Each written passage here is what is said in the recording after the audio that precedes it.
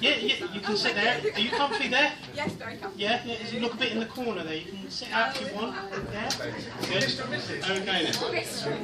Mr. and Mrs. Winkworth. Gosh, never thought I'd hear the day. Right, now, first of all, we're going to start proceedings now, very briefly, and move things on. And so I'd like to ask the man who gave Viv away, and that's Simon, if you could come up.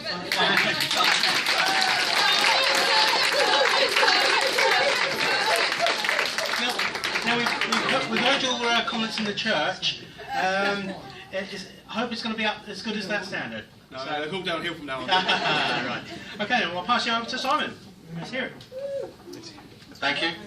Actually, the vicar came over just when we were outside taking photos, and I thought I was going to. No. I thought he'd come over to give me a bollocking about my speech. He said to me, "You're the giveaway, aren't you?" I went, "Yeah, I'm the giveaway." He said, "Your speech." I'm going, "Oh no." Here it comes, here it comes.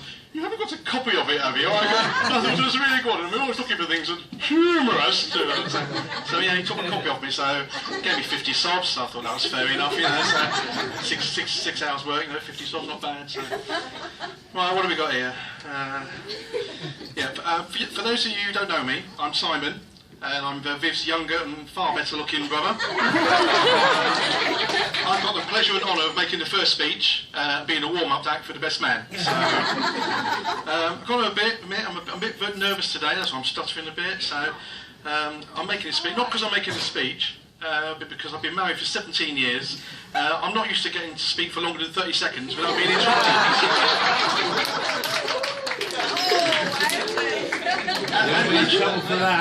My good lady wife Angela says that she always knows when I'm lying because my lips are moving. Firstly, I'd like to welcome everybody and thank you for coming to celebrate Viv and Roger's big day. I would like to thank everyone who helped out the lead up to the wedding, especially Ali. I think she did a really sterling job with all this. That's really good. But yeah, the tables all set out nicely. But I'd just like everyone to be extra careful with all the table decorations, because Roger's taking it back to Poundland to get the refund.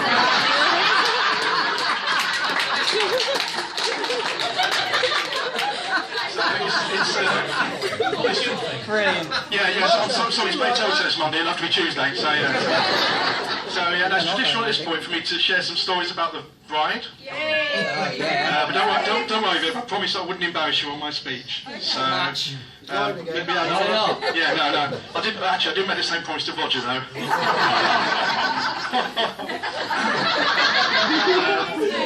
What I would like to say is how proud I was and I felt to give Viv away today, and I think she looked really lovely, Viv. So yeah, well done. I was really proud.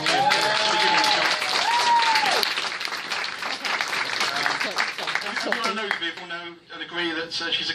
Did you write this? She's a kind, caring, bubbly, fun-loving and brilliant person. A great mum to Emma and Sam. Yeah. So today seems a perfect occasion in front of family and friends for us all to say how much we love you, Viv. And we're very proud of you, and we couldn't wish for a better sister, mum and friend. So.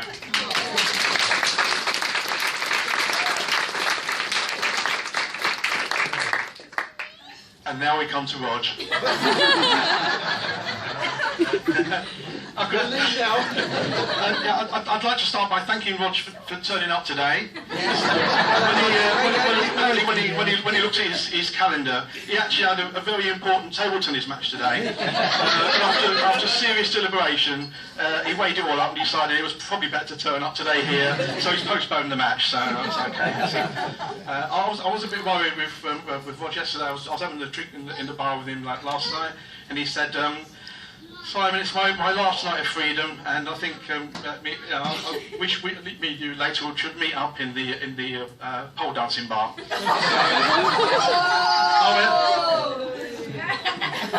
I went reluctantly. All right then. But unfortunately, when I turned up, they said, "Sorry, we've already thrown Roger out." So I said, "Yeah, why is that?" And he said, well, apparently. He didn't actually realise that he wasn't the one supposed to be doing the pole dancing.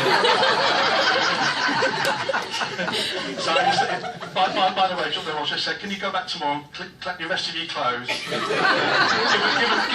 the £20 note that the docker stuck into your leotard, can you give me them back? But on a more serious note, it's normal at this point to welcome my new brother-in-law to the family. But he seems to fit in quite well anyway, which is a pretty, tall order, being as what we've got such a dysfunctional family here.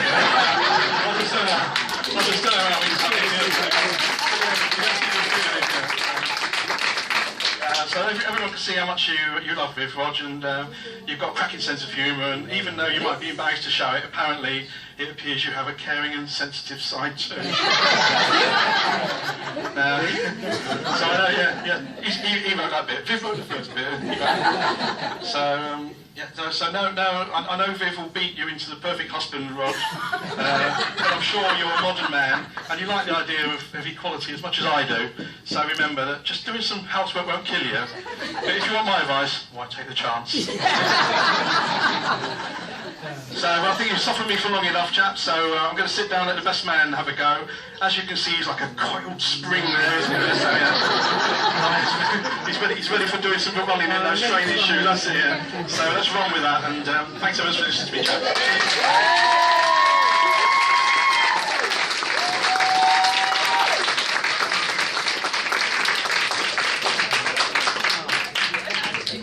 What will that be? Clean, wasn't it? That was very clean. Quite appropriate, I thought. Well, best man here, I haven't actually got that much to say. I've only got sort of like 33 years of history really to catch up with here. But, well, there's a turn up for the books. The old mate, Roger's got married. Used to call him the Dodge, Yeah. But he's married today to the lovely Vivian. Yeah. You look gorgeous. Thank you, Rog, for the honour of choosing me as your best man. And you're all familiar with the Blackadder. Lord Flashheart couldn't make it today, so you got Percy. Right? Thank you. Right, funny how you make friends, really, isn't it? We got to know each other in our late teens. His older brother used to play in my football team I used to run. And I found out that he was part owner of a mobile disco with Roger and a couple of other lads. Yes, Roger used to be a disc jockey with a bright furry jacket and a wide butterfly collar. And he certainly had the patter for a DJ. He never stopped talking. Also, with his funny jacket and his bright shirts and stuff, it's probably where he misses that. That's why he wears such bright clothes when he plays his table tennis these days. I've nothing better to do on that day, and I went to support Colin and his venture. And not saying anything about the quality of their bookings, but while I was there, Roger did buy me a drink. Yes, it's true. I don't know the reason, but maybe it was just to keep me in the bar, as I was probably the only punter there at the day. We didn't have anything in common, but he just talked and talked and talked and talked and talked. Until he actually asked me what I'd done. Did I do anything other than running a football team? I said, yeah, I'll play a bit of table tennis with a friend. You probably know him actually, Rog. He said, oh, I'd like to have a go at that. So, if you wouldn't mind having a bash at that. So, he came along with us, and me and my friend gave him a thorough thrashing. Well, in sporting terms that was. We didn't actually, beat him or anything. But, despite the beating, he wanted to carry on and play in our team. He learned quickly, and we showed him all we knew about the game. He soon outstripped our standard, and the rest of his table tennis career is history. You can see by the many friends he's got here today that by the number of table tennis players here today. So, so you've obviously done something right. 2 traits stayed with him though. 1, he kept a very tight grip on his wallet.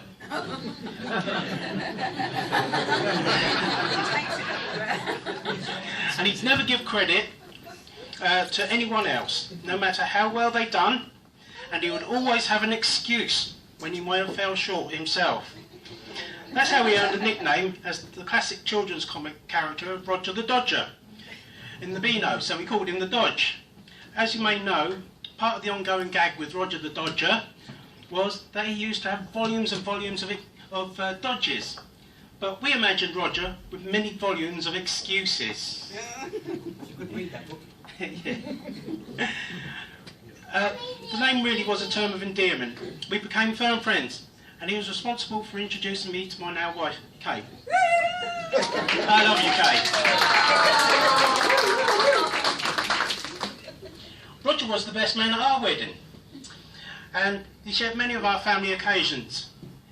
He used to amuse us with his narcissistic behaviour and his politically incorrect remarks. We would always try to correct him, because we knew that's what he wasn't really like that.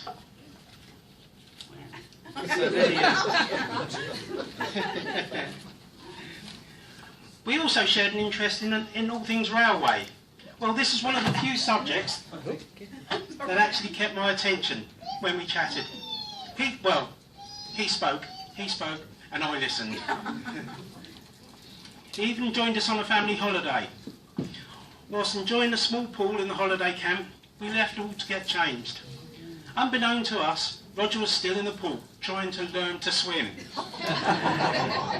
He lost his footing, and my little girl Sarah was sitting on the side of the pool saying to Roger, "My mum says you're not supposed to yell and shout in the pool. People might think you're in trouble." Yes, he was in trouble. Thanks to a quick thinking guest who managed to pull him out. He's here today. So if you believe in it, fate has obviously kept him here for a reason. Yeah, true. Rod used to work in the financial service sector and immersed himself in the corporate culture. Then one day he seemed to have had enough of it and changed his career completely, becoming a part-time carer. And from that time his outlook seemed to change. But the biggest change of all came in more recent years. He seemed a little more interested in what we were doing. A little bit more concerned how we were. This is the Roger we always thought he existed.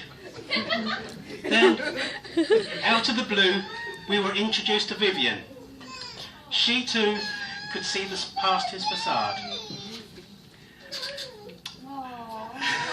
Yeah, you can say all that. And what a lovely woman she is. And we are pleased to welcome her as part of our family too, Viv, just as much as Roger is.